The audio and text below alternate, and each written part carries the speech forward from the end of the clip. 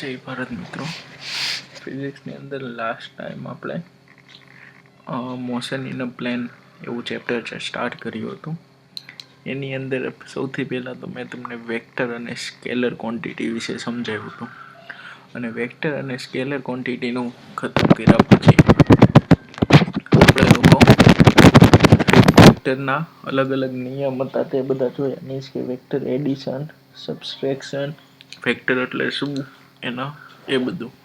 હવે આજે સ્ટાર્ટ કરવાનું છે આપણે વેક્ટર કમ્પોનેન્ટથી. વેક્ટર કમ્પોનેન્ટ સૌથી પહેલાં તો motion in a plane. Plane એટલે આપણને ખબર છે કે 2 ડાયમેન્શન હોવાના છે કોઈ પણ વસ્તુ. જેમ કે તમે તમારો ફ્લોર લઈ લો, ઘરનું તમારું ફ્લોરિંગ લઈ લો તો 2 ડાયમેન્શન હશે. તમારું રૂફ લઈ લો 2 ડાયમેન્શન છે. દિવાલ લઈ લો 2 ડાયમેન્શન છે.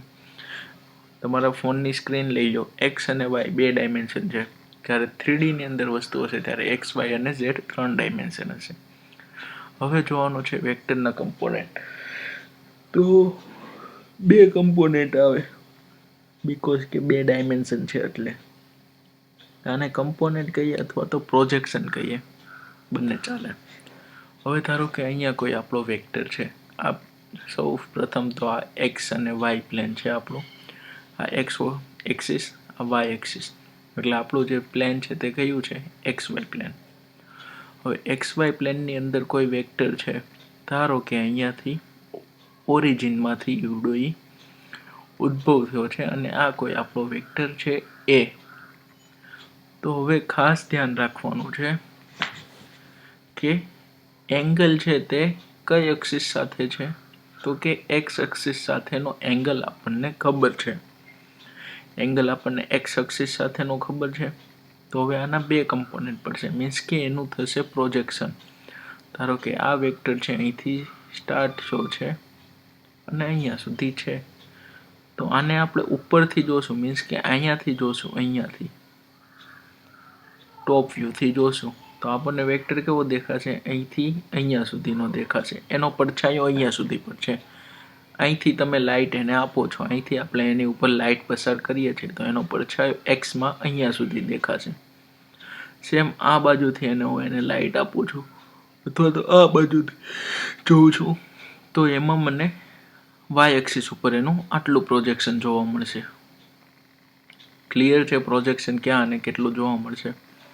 જેની સાથે ખૂણો હા, એ ખૂણાનું તો ખાસ ધ્યાન રાખવાનું જ છે કે ખૂણો બને છે કઈ દિશા બાજુ, કઈ એક્સિસ સાથે ખૂણો બને છે. તો આપણને એક્સ એક્સિસ ઉપર આટલો કમ્પોનેન્ટ મળ્યો, એને કહેવાશે એ એક્સ, કારણ કે આપણો વેક્ટર એ છે. અને વાય એક્સિસ ઉપર એનું જે રિફ્લેક્શન મળ્યું, પ્રોજેક્શન મળ્યું, પડછાયો મળ્યો, કમ્પોનેન્ટ મળ્યો, એને કહીશું આપણે એ વાય. હવે એ એક્સ અને એ વાય એનું કંઈક મૂલ્ય તો હશે ને. ધારો કે આ 5 મીટર લાંબો વેક્ટર છે તો એ એક્સ 5 નથી થવાનું કે એ વાય 5 નથી થવાનું. એમાં કઈક પ્રકારનું વેરિએશન આવશે, એટલે એનું મૂલ્ય તો હશે. એ મૂલ્ય આપણે કઈ રીતના માપશું? તો એના માટેનું ઇક્વેશન છે A X is equal to A cos theta અને A Y is equal to A sine theta. હવે થીટા તમારે એટલા માટે યાદ રાખવાનું, મેં તમને કીધું હતું કે જે એક્સિસ સાથે ખૂણો બનતો હોય, જે એક્સિસ સાથેનો ખૂણો આપણને આપેલો હોય, એ કમ્પોનેન્ટ થશે કોસ થીટા અને એની બાકીનો હોય તો એ થઈ જશે સાઇન થીટા. હવે ખાસ ધ્યાન રાખજો, જો થીટા અહીંયા આપેલો હોત વાય એક્સિસ સાથે તો આ કમ્પોનન્ટ થાત A Y is equal to A cos theta અને A X is equal to A sine theta. ત્યારે અને ત્યારે જ કે જ્યારે થીટા વાય સાથે આપેલો હોય. ત્યારે અહીંયા આપણને એક્સ સાથે આપેલો છે તો આનો કમ્પોનન્ટ શું થશે? A X is equal to A cos theta અને A Y is equal to A sine theta. Clear છે અહીંયા સુધી?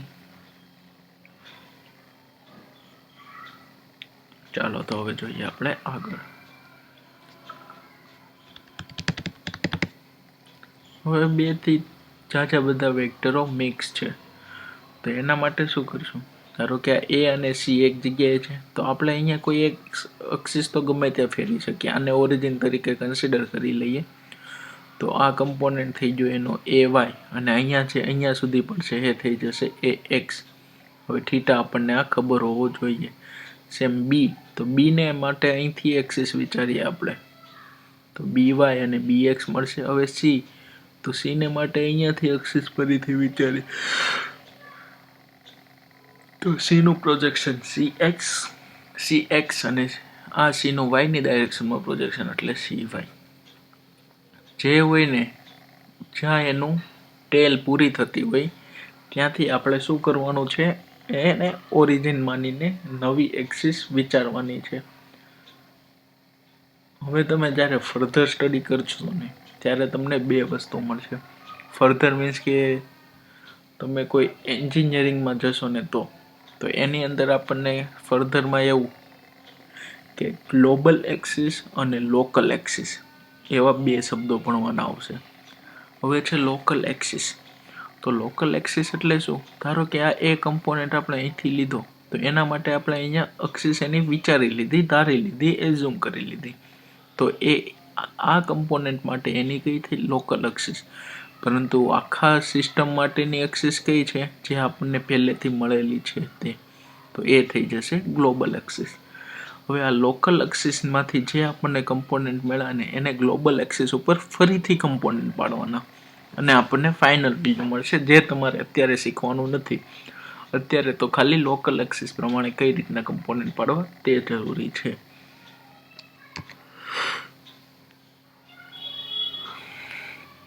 આ વેક્ટર એડિશનની ગ્રાફિકલ મેથડ જે આપણે આગળ જોઈ ચૂક્યા છીએ તે, અથવા તો હવે જો હું આના કમ્પોનન્ટ તમને બતાવું. થીટા અહીંયા કયા એક્સિસ માટે છે? 60ની વેલ્યુ x સાથે છે, તો આ કમ્પોનન્ટ થશે a cos 60, અને અહીંયા જે કમ્પોનન્ટ આવશે એ થશે a sin 60. ક્લિયર છે? cos 60 sin 60 ની કિંમત તમને કેલ્સીમાંથી મળી જશે. હવે છે યુનિટ વેક્ટર. આગળ આપણે જોયું યુનિટ વેક્ટર કોને કહેવાય છીએ આપણે, કે જે વેક્ટરનું મૂલ્ય કેટલું હોય? 1. એને આપણે કહેતા હતા યુનિટ વેક્ટર. હવે યુનિટ વેક્ટરને છે ને સૌથી પહેલા તો શેના વડે દર્શાવે? તો એને કેપ વડે દર્શાવે. કેપ યાની કે ટોપી. જેવી રીતના અહીંયા આઈ જે અને કે ઉપર ટોપી મૂકી છે ને એને વચાશે cap. I cap, J cap અને કે કેપ. હવે આ વસ્તુ ફિક્સ છે. જેવી જ રીતના લંબાઈનો એકમ મીટર ફિક્સ છે બધી એસઆઈ, એવી જ રીતના આઈ જે કે વસ્તુ ફિક્સ છે. ફિક્સ મીન્સ કે એ સર્વસામાન્ય છે, કે એક્સ એક્સિસનો યુનિટ વેક્ટર હોય ને એને કહેવાય આઈ કેપ. એવી જ રીતના વાય એક્સિસનો હોય તો જે કેપ, અને એવી જ રીતના ઝેડ એક્સિસનું હોય તો કે કેપ. આપણે વચ્ચે આઈ કેપ, જે કેપ અને કે કેપ અનુક્રમે એક્સ, વાય અને ઝેડ એક્સિસના અથવા તો એક્સ, વાય અને ઝેડ ડાયરેક્શનના યુનિટ વેક્ટર છે. યુનિટ વેક્ટર એટલે એનું મૂલ્ય 1 થવું જોઈએ. હવે આ વેક્ટર કમ્પોનન્ટ વાળું છે. એક્સ ડાયરેક્શનનો કમ્પોનન્ટ હોય એને આઈ કેપ વડે દર્શાવીશું, A X I cap. Y ડાયરેક્શનનો component A Y Y cap. Z ડાયરેક્શનનો કમ્પોનન્ટ એટલે A Y Z cap, sorry K cap. X Y અને ઝેડ એને અનુક્રમીને આઈ વાય આઈ જે અને કે યુનિટ વેક્ટર છે. ઓલ ઓવર વેક્ટર એના 3 component, જો 3 ડાયરેક્શન હોય તો 2 ડાયરેક્શન હશે તો 2, અને 1 ડાયરેક્શન હશે તો વેક્ટર હોવાનું જ નથી, તો ખાલી એનું મૂલ્ય જ હશે. એ છે તો A X I cap plus B Y J cap plus C Y K cap, અથવા તો A X I A Y J plus A Z K. એવી જ રીતના બી એક્સ, બી વાય અને બી ઝેડ. આ છે આખું કમ્પોનન્ટનું આઈ સ્વરૂપમાં લખવાની પદ્ધતિ. રેક્ટેન્ગ્યુલર વેક્ટર હોય અથવા તો કોઈ 3D વેક્ટર હોય તો. હવે કેપ ઝેડ વસ્તુ છે જ નહીં, ઝેડ ડાયમેન્શન છે જ નહીં. આપણે પ્લેનમાં વાત કરીએ છીએ તો 2 જ વસ્તુ હશે, તો આ કમ્પોનન્ટ ગાયબ થઈ જશે અથવા તો 0 થઈ જશે. તો એ વેક્ટર થશે A X I cap plus A Y J cap, B component B X I plus B Y J. હવે એક્સ વાય પ્લેનની જગ્યાએ વાય ઝેડ પ્લેન છે, તો એક્સ ડાયરેક્શન નથી તો આ કમ્પોનન્ટ 0. હવે એક્સ ઝેડ પ્લેન છે તો વાય કમ્પોનન્ટ 0. સમજાય છે ને કઈ રીતના સબટ્રેક્ટ કરી દેવાનું તે. હવે વસ્તુ આવશે બે સદિશનો ગુણાકાર. ગુણાકાર મીન્સ કે એનું પ્રોડક્ટ. હવે બે પ્રકારના પ્રોડક્ટ આવે છે. એક તો આવે ડોટ ગુણાકાર અને બીજો આવે ચોકડી ગુણાકાર. આપણે કેલ્સી અથવા તો તમે સામાન્ય રીતે દર્શાવ્યું હોય 5 × 4 એમ પણ આપણે લખીએ તો પણ 20 થાય, અને 5 × 4 તો પણ 20 થાય. ગુણાકારમાં આપણે બે રીતના વાત કરીએ ને, ઇન્ટુ અને ક્રોસ. તો ભાઈ સ્કેલર વસ્તુ હોય ને એનો તો ડોટ પ્રોડક્ટ અને ક્રોસ પ્રોડક્ટ સેમ જ થાય છે, પણ જ્યારે વેક્ટર આવે ને વેક્ટર, ત્યારે ડોટ પ્રોડક્ટ અને ક્રોસ પ્રોડક્ટ સેમ થતો નથી. આ જોઈએ આપણે ડોટ પ્રોડક્ટ. તો હવે કોઈ પ્રોડક્ટ છે, હવે પહેલાં તો આપણે યુનિટ વેક્ટર માટે જોઈ લઈએ. યુનિટ વેક્ટર એટલે આઈ જે કે. તો ડોટ પ્રોડક્ટ હોય ને, ધારો કે આપણે અહીંયા જોઈએ, આનું આપણે પ્રોડક્શન આપવું છે. કેવું કરવું છે? Dot product. તો એના માટે સૌથી પહેલાં મેટ્રિક્સવાળી રીત કરવી પડશે. આમાં આઈ જે કે 3 કોલમ બનાવી લીધેલી છે. આઈ જે કે અને આઈ જે કે 3 કોલમ બનાવી નાખવાની અને 3 રો બનાવી નાખવાની. હવે અહીંયા છે એના બોક્સની અંદર સહગુણક લખવાનું. ધારો કે આપણી પાસે 3 વેક્ટર છે, અત્યારે 2 છે. હવે આપણી પાસે 3 વેક્ટર હશે. ધારો કે સી હશે, C X I plus C Y J plus C Z ક્રે.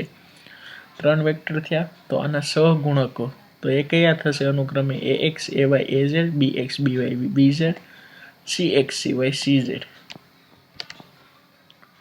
તો અહીંયા એ એક્સની વેલ્યુ, એ વાયની વેલ્યુ, એ ઝેડની value, B X B Y B Z, C X C Y C Z. અને હંમેશા આ વસ્તુ ધ્યાનમાં રાખવાની છે કે આઈનો ડોટ પ્રોડક્ટ 1 થાય જ્યારે બીજા કોઈ પણ વસ્તુ વાળે એનો પ્રોડક્ટ એનો 0 થાય. કેવું? ડોટ પ્રોડક્ટ હોય તો આઈ ડોટ આઈ 1, પણ આઈ ડોટ જે 0, જે ડોટ આઈ 0, આઈ ડોટ કે 0, કે ડોટ જે 0. સરખું હોય તો 1, ન હોય તો 0. બસ યાદ રાખવા માટેની આ વસ્તુ છે.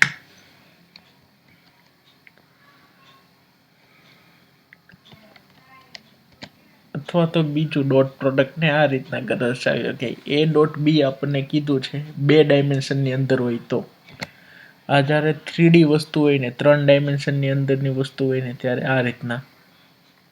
પણ જ્યારે આપણે તો પ્લેન ઇન મોશન છે તો 2 જ ડાયમેન્શન હશે, તો 2 ડાયમેન્શનની વચ્ચે એને આ રીતના કરીએ.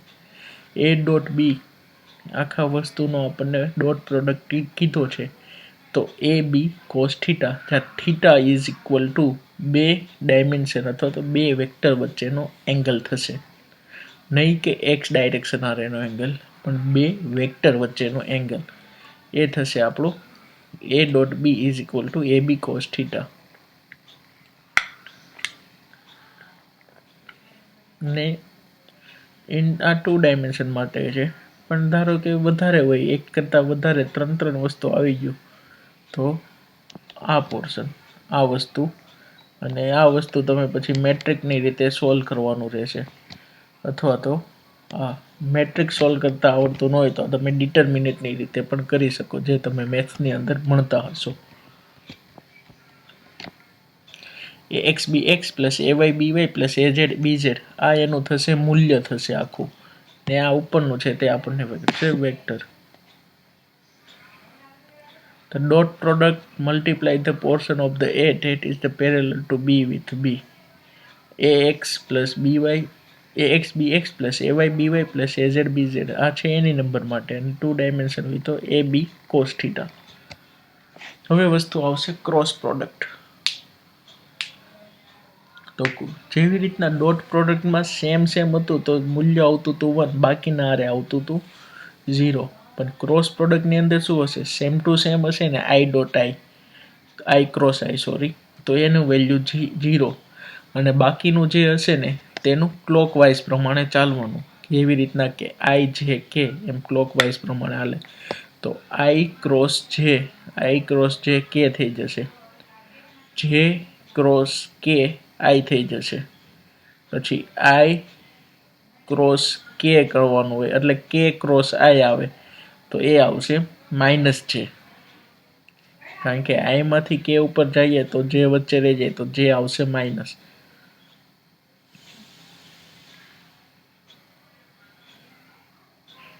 આ મેટ્રિક્સ યાદ રાખવાનું અત્યારે કોઈ જરૂર છે નહીં, અત્યારે ડોટ પ્રોડક્ટ એક જ તમારે યાદ રાખવાનું છે.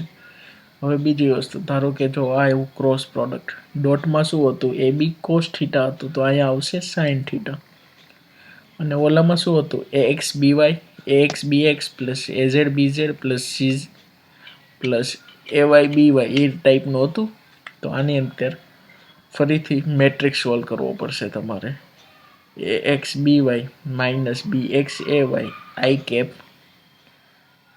આઈ જે કે એ એક્સ એવાય બી એ આઈ કેપ છે. તો આનું ડિટર્મિનેશન કેમ સોલ્વ કરશું, તો આ બેનો ગુણાકાર માઇનસ આ બેનો ગુણાકાર, એ રીતના આપણે મેટ્રિક્સ સોલ્વ કરતા એ રીતના મેટ્રિક્સ સોલ્વ કરવાનું છે.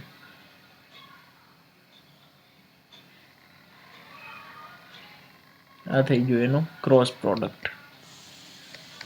હવે વાત કરવાની છે વેલોસિટીની. A particle moves along the curve path as shown at the time t1 is position r1 અને time t2 એ position એની r2 હતું. કોઈ એક વસ્તુ છે તે આવી રીતના સર્ક્યુલરમાં મોશન કરે છે, કર્વ પાથમાં મોશન કરે છે. એક સમયે તે અહીંયા હતો, અમુક સમય પસાર થયો ત્યારે તે અહીંયા આવી ગયો, અને ઓબ્ઝર્વર છે અહીંયા ઓરિજિન પર. તો આનો આપણે શું કરવાનું છે, વેલોસિટી ફાઇન્ડ કરવાની છે. તો એવરેજ કઈ રીતના ફાઇન્ડ કરશું, તો ભાઈ એવરેજ એને આટલું ડિસ્ટન્સ કાપ્યું ને એના માટે એવરેજ ટાઈમ જે લાગ્યો તે V is equal to delta R upon delta T. Delta R એટલે એના સ્થાનમાં થતો ફેરફાર અને ડેલ્ટા વી એટલે તેના સમયમાં થતો ફેરફાર. આ હતું વેલોસિટી. વેલોસિટી તો સિમ્પલ જ છે કે ભાઈ અંતર ભાગ્યા સમય, ડિસ્ટન્સ બાય ટાઈમ કરવાનું આવે છે. Displacement over the interval time is a velocity, limit વાળું. એવરેજ આપણને મળી ગયું delta R by delta T, અને આપણે ઇન્સ્ટન્ટેનિયસ જોવું હોય કે જે આપણે મોશન ઇન સ્ટ્રેટ લાઇનમાં પણ જોઈ ગયા. ઇન્સ્ટન્ટેનિયસ એટલે કોઈ પણ પોઈન્ટ પરનું, તો એનો છે જે એવરેજ હોય ને એની જગ્યાએ આપણે ટાઈમ સ્ટેન્ડ ટુ કેટલું લઈ લેવાનું, 0. Limit delta T stand to 0 delta R by delta T. હવે તમને જીગેશ સર આઈ થિંક મેથ્સ ભણાવે છે, તો મેથ્સનો આ ટોપિક છે, લિમિટવાળો ટોપિક એનો છે, પછી મેટ્રિક્સવાળું તમારે મેથ્સનો ટોપિક છે. એ બધું તમારે એની અંદર કવર કરવાનું રહેશે કે એ વસ્તુ આવે તો કઈ રીતના સોલ્વ કરવાની. The instantaneous velocity is the represented by the slope of the line tangent. આ વસ્તુ એક વસ્તુ શું છે કે લિમિટ ક્યાંથી આવી, તો ઇન્સ્ટન્ટેનિયસ મીન્સ કે ત્વરિત, એકદમ ઝીણામાં ઝીણું અથવા તો સૂક્ષ્મ સમય માટે આપણે શું જોઈએ છે, વેલોસિટી. તો સૂક્ષ્મ સમય માટે વેલોસિટી જોતું હોય ને એટલે limit delta T stand to 0 એ શું દર્શાવે કે ટીની વેલ્યુ છે ને એકદમ 0ની નજીક છે, પણ 0 નથી, 0ની નજીક છે. હવે એ પોઝિટિવ પણ હોઈ શકે, નેગેટિવ પણ હોઈ શકે 0ની નજીકની વેલ્યુ. અને આપણે ગ્રાફિકલી રીતે શીખી શકશું, જે તમે મેથ્સમાં શીખશે. હવે છે એસેલરેશન. તો એસેલરેશન આપણને ખબર જ છે કે શું છે, વેલોસિટીનો ફેરફાર સમયની સાથે. તો delta V by delta T એ કયો થયો એનો એવરેજ, તો સેમ એનો ઇન્સ્ટન્ટેનિયસ શું થશે, limit delta T stand to 0 delta V by delta T. તો આ થઈ ગયું આપણું ઇન્સ્ટન્ટેનિયસ એસેલરેશન, વેલોસિટી અને એસેલરેશન. હવે વસ્તુ આવશે main, motion in a plane with the constant acceleration અથવા તો projectile motion. What is the motion of the struck baseball once it's leave to the bat is only force of the gravity acts on a baseball. Baseball તો આપણે રમતા નથી, પણ આપણે cricket તો રોજ રમીએ છીએ. તો ક્રિકેટ માટે જોઈએ કે એકવાર તમે ક્રિકેટને સિક્સ મારી તો પછી એની મોશન કેવી થાય છે એ જોવાની છે. મેં તમને આગળ પણ જ્યારે ઇન્ટ્રોડક્શન કરેલો ત્યારે કીધેલું કે પરવલય આકાર બને છે, કારણ કે એની ઉપર પછી એક જ ફોર્સ એક્ટ કરે છે, તે છે ગ્રેવિટી. અને આપણને ખબર છે ગ્રેવિટીની વેલ્યુ કેટલી 9.8 મીટર પર સેકન્ડ સ્ક્વેર છે. તો એ શું કરે છે, વર્ટિકલ મોશનની સાથે સાથે હોરિઝોન્ટલ મોશનની સાથે સાથે વર્ટિકલ પણ ગ્રેવિટી એની ઉપર એક્ટ કરે છે. એટલે બંને એક્શન મિક્સ થઈ ગઈ, હોરિઝોન્ટલી મૂવ થાય છે અને વર્ટિકલી પણ મૂવ થાય છે. એટલે 2D મોશન થઈ ગઈ, બે ડાયરેક્શનમાં મૂવ થાય. તો એ થઈ જશે આપણી પ્રોજેક્ટાઇલ મોશન. આવી રીતના આમ હશે, આમ મોશન થશે,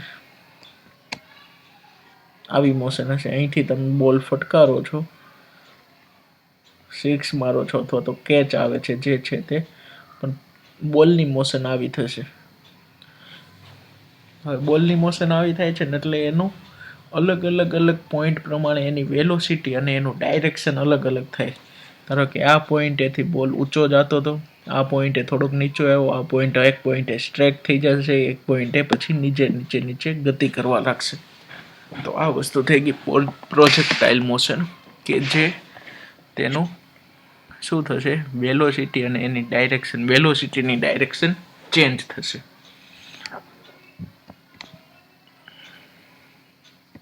એક્ઝામ્પલનું અત્યારે કંઈ કામ છે નહીં.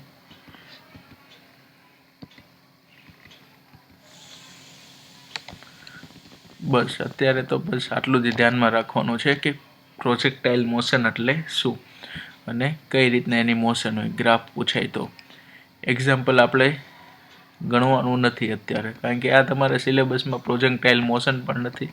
તમારા સિલેબસ પૂરતું અત્યારે એટલું જ હતું કે તમને સ્કેલર અને વેક્ટર વચ્ચેનો ફરક ખબર પડે, અને સ્કેલર અને વેક્ટર ક્વોન્ટિટી એકબીજાથી કઈ રીતના અલગ પડે છે, બંનેના ગુણાકાર કઈ રીતના થાય છે, બંનેનું સમેશન કઈ રીતના થાય છે, સમેશન માટેના રૂલ્સ કયા છે, પ્રોડક્ટ માટેના રૂલ્સ કયા છે, ત્યાં સુધી છે.